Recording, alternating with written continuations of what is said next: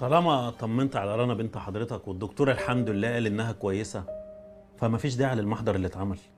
مفيش داعي ازاي يا استاذ طارق؟ اذا كان الدكتور نفسه هو اللي قال لي لازم تعمل محضر. ايوه، عشان الدكتور ما يعرفش ايه الدواء اللي رنا خدته. بس انا قلت له ان الميس ادتني مسكن. يا حبيبتي هو فعلا مسكن وكل الناس بتاخده عادي. يعني اكيد يا جماعه هي مش قصده انها تضر رنا. انا عارفه والله يا عم. بس هي مش دكتوره عشان تدي بنتي دواء من دماغها. وبعدين بقى بنتي عندها حساسيه من ادويه معينه. يا فندم هي لما لقت رنا تعبانه حاولت تساعدها مش اكتر. تساعدها ازاي؟ طب هو فعلا لو دواء مسكن فين مفعوله؟ ده انا رجعت البيت يا استاذ طارق لقيت البنت مرميه على الارض بتصرخ من الوجع. استاذ عبد الله، تفتكر الميس اللي بتدرس لبنتك هتكون قصدها لا قدر الله ان هي تضرها او تديها حاجه تاذيها؟ مفيش حد مضمون يا استاذ طارق، الناس بقت وحشه جدا. وبعدين بقى احنا مش هنتنازل عن المحضر اللي احنا عملناه.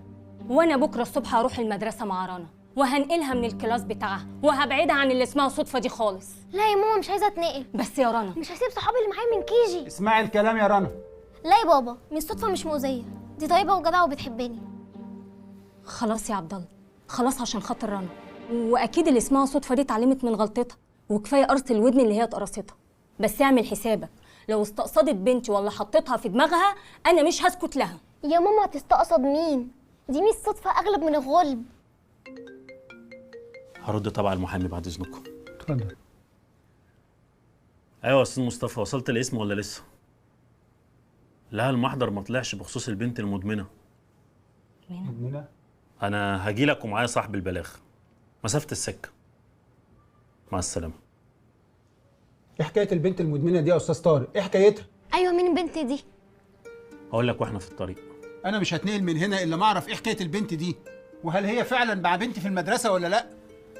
يا استاذ عبد الله انا ما اعرفش، انا كنت فاعل خير مش اكتر.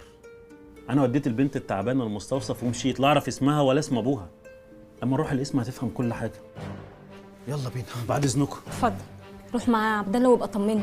طيب اوكي.